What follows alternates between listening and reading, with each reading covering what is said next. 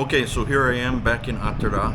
It's another hot Saturday. Temperature's up over 100, and I'm trying to beat the heat here. I've got my Folks beer. This is a blonde ale, one of my favorites. And today I wanted to talk to you about political stability here in Paraguay. When you're moving to another country to live, political stability is essential. You're putting all your cards on the table, and you could wind up, if you move to the wrong place, an unstable place, you're building a castle on sand, right? And basically, I think Paraguay is one of the most politically stable countries in South America anyway. And I'm not a political scientist, but I've been living here for 15 years, and I've experienced it. I've had numerous conversations with people, and I'd like to talk about what the situation here really is. Now, and this is basically aimed at people that are going to want to come here to move, not people that are going to come for tourism or something like that. But if you are thinking of moving here, check out my website, paraguaymike.com. My wife is a lawyer, and she's been doing residency work for people for the last 10 years. So if you're interested in getting your residency here, check out my website. Okay, back to the topic. Paraguay is surrounded by countries that are, I don't want to say politically unstable, but that have very strong left and right-wing parties, and they fluctuate back and forth. Some of them have a tendency to stay left-wing, but if you look at all the other countries in South America, Brazil, Argentina, Chile, Bolivia, now Colombia, Venezuela, they all have, Uruguay, they all have long histories of leftist rule, and Paraguay does not. Paraguay has basically been a conservative right-wing nation, with the exception of a couple of years, about 16 years ago or so, that has been run by the Colorado Party, which is basically the conservative party here. And that's very interesting because Paraguay itself, if you look at the facts, Paraguay has a poverty rate of approximately 25%. That's according to the World Bank. And it is one of a land distribution. Paraguay has a land distribution that is one of the most inequitable in the world. I think it's something like 5% of the people own like 90% of the land. I read something that was like 12,000 people own 80% of the land, something like that. So it's very, very, I don't know how to, the distribution is not equitable, right, as far as land ownership goes. Yet people continue to support the Colorado Party and the conservative way of thinking. And I was thinking about this, and I jotted down some notes. But basically, in my opinion, I think this goes back as far as the War of the Triple Alliance in Paraguay, which was in basically the late 1800s, 1870, around there. And Paraguay was wiped out in this war by the combined force of Brazil, Argentina, and Uruguay, and devastated, basically. And after that, for the next period of about, 70 years, Paraguay was consistently unstable politically. Nothing but coup after coup. There was I think that the time period from like 1900 to 1945, there were 90 presidents, something like that. Basically, no, correction. It was like, something like that, something crazy. I know that in 1912, 1913, in a period of 24 months, there were like 7 different presidents. They just overthrowing each other, military coups, all of this instability, and the economic devastation that comes along with that. And so basically that continues up until about the early 1950s. And in 1954, I think this is the big factor in why Paraguay stays as a right-wing country, is that Alfredo Stroessner took power in 1954, and he was a dictator here, and he lasted until 1989, so 35 years basically of time. And during his dictatorship, he was what you want to call, as far as dictators go, a benevolent dictator. So he did a lot for the country. Stroessner basically focused on infrastructure development. A lot of the things that exist today in Paraguay exist because of him during his regime. So basically, the drainage, water drainage in Asuncion, as bad as it is, didn't exist before he took power. And he improved electricity service, put in all kinds of roads. He's even the one who basically had Ciudad del Este, which used to be called Ciudad Stroessner, which borders Brazil. He was behind the construction of that. So he did a lot of good for the country. And he also provided stability above all. So people that were used to living in very unpredictable times now could basically count on a set regime and the rules for living within that regime. And now, let's not make any mistakes. I mean, he also was he was a dictator. So he also had his bad side. I mean, political dissidents were dealt with very harshly. Torture.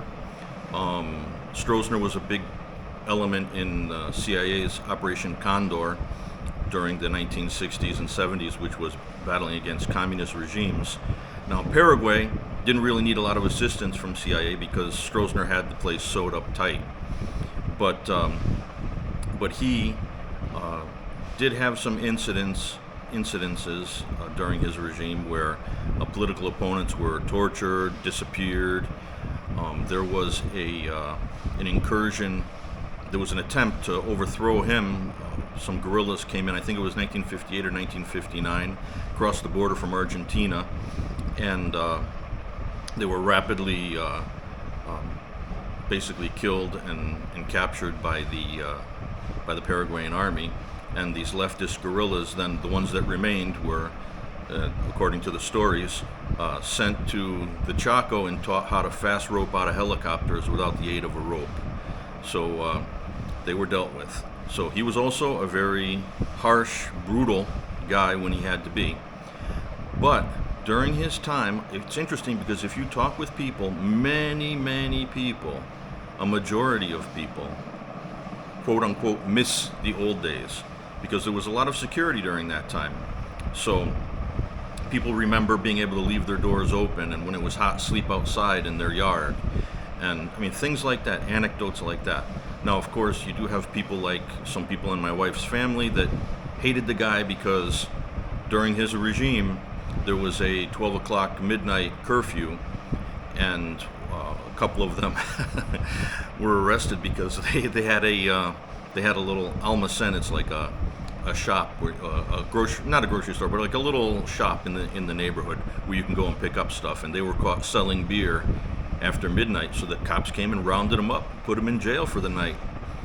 And so it was, in people's minds, this was, although a dictatorship, it was also possible to live. As long as you didn't get involved in political things that went against the party, that went against Stroessner, you could basically operate as you wanted and within that stability. And so this affected the thoughts of many generations. If you think about it, the people that were living, the grandfathers and fathers that were living during all the chaos before Stroessner, okay, then to have this guy in who kicks a few butts and puts everything on track and has things going stably, it's a big change. It's a favorable change. Now you've got the people that lived during the time of the dictatorship. So, the sons and the grandsons that learn to live within the society, much like if you go to Eastern Europe and you talk to people that lived under the communist regimes, you can't do anything about it. You just have to adapt to it and live the way you have to in order to survive and thrive, right? And so a lot of people have that favorable image of the time. And also, political patronage was a big thing. Stroessner was the head of the Colorado Party, right? Which still exists today, which is still in power today. And a big part of that is doing favors for people.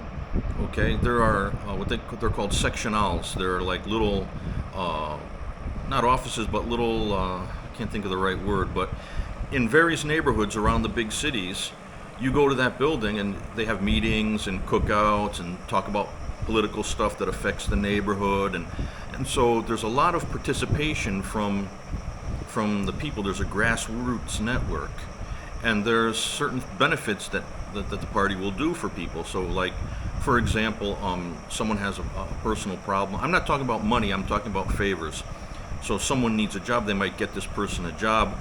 Somebody passes away, they don't have the money to do a funeral, that the party might donate the funeral, for this deceased person. I mean, little things like that, but that add up in the minds of the people. And so after Stroessner was overthrown in '89, elections were held, and from the first elections all the way up until 2008, the Colorado Party won. Even though their opponents, the liberales, the liberals, they're the leftists, and there are also extreme leftists beyond that, but anyway, further left. But the liberales are like the traditional party, and they have senators and congressmen in Congress, but they're never able to get any traction for the presidency. And so in 2008, an election was held, and at this time in South America too, there was a lot of leftist influence. It was a time of Chavez in Venezuela, and Kirchner in Argentina, and then I can't remember the other guy who was in Uruguay, and then Lula in Brazil. So there was a lot of outside influence too, and the Colorado Party ran a female candidate. There was a lot of discord within the party, and they elected a female candidate. And the bottom line is, there's a lot of people here who did not want to, that would not support that. So, I mean, you take that as you will, but that's the bottom line. And so the Colorados didn't get the kind of turnout that they would have needed, and so the leftist candidate won for the first time in I don't know how many years, 50 years, I don't know, I can't do the math in my head, but anyway, the leftist candidate won. And so the leftist candidate was a degenerate bishop, super leftist. His brother basically went to school in the Soviet Union. This guy became a priest. He was involved with disgusting things with his parishioners, affairs with his... Anyway, you can Google it and see. But his name was Fernando Lugo. He's still alive. His name is Fernando Lugo.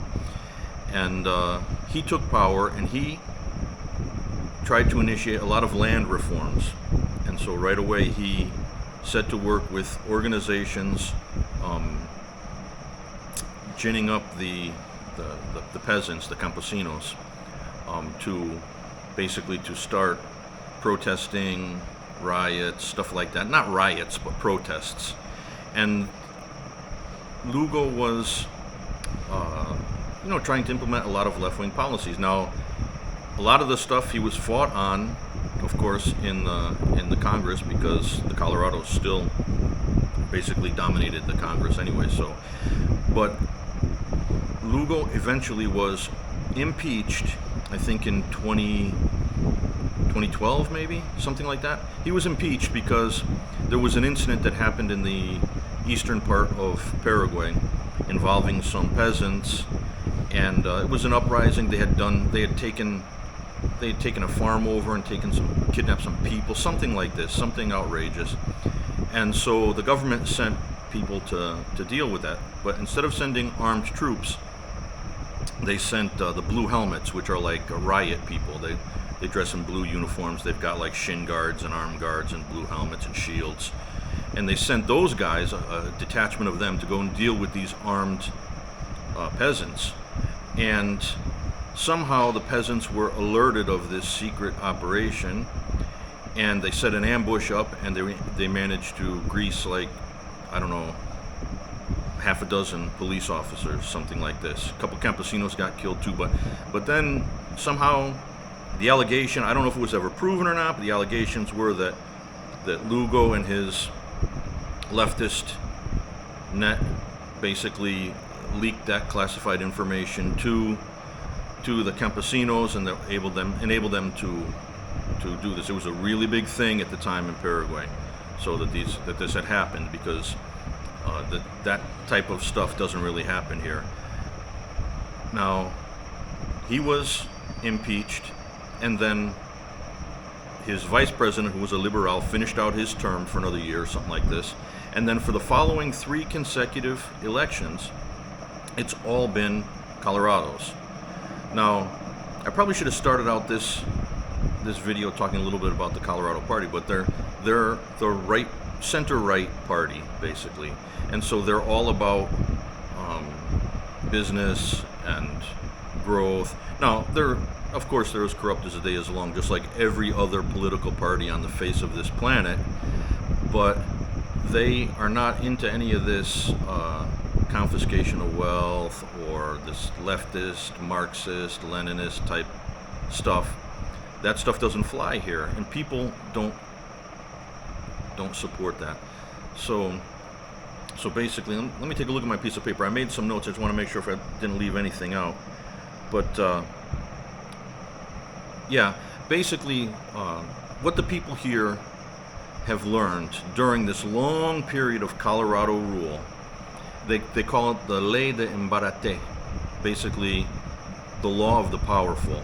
Those who have the power rule, and whether that's political power, financial power, whatever, and basically you just have to accept that as a fact, because it ain't going to change. It's something that a lot of countries around the world don't understand. People in most countries around the world don't understand that. They still believe that somehow there's I don't know, that the government's here to help, and that if only we can get the votes out, my life will be so much better. But at the end of the day, basically, with some limited variation, it's a meet the new boss, same as the old boss situation, where, yeah, some things might change on the periphery, but the main part of the agenda, let's say, of the wealthy people, the powerful people that live in the country, that agenda isn't going to change. Not the bottom line, not the main part. So, anyway, I feel like I'm getting off on a tangent here, but bottom line is that I feel that Paraguay is a very politically stable country.